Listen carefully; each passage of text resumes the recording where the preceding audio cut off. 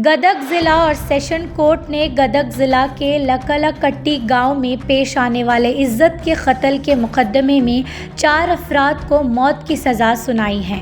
ये वाक़या 6 नवंबर 2019 को पेश आया था, जब रमेश मादर और गंगम्मा नामी जोड़े को इनके ख़ानदान के अफराद ने सड़क के बीच में छुरियों, पत्थरों और लाठियों से हमला करके कत्ल कर दिया था।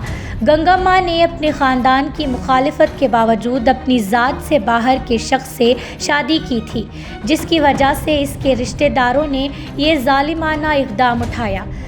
इस वाक़ये की रिपोर्ट गजेंद्रगढ़ पुलिस स्टेशन में दर्ज की गई थी। पुलिस ने BNS के दिफ़ात 427, 449, 302 और 506(2) के तहत मुकदमा दायर किया है, जिसके नतीजे में अदालत ने फैसला सुनाया।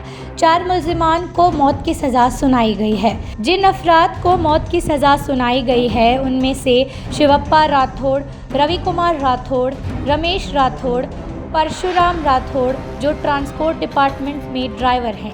ये फैसला बिन ज़ात शादियाँ करने के जवाब में तशद्दुद के ख़िलाफ़ एक मजबूत पैगाम भेजता है और आवाम ने इसे इस तरह के जुराइम के ख़िलाफ़ एक जुर्रतमंदाना कदम के तौर पर सराहा है।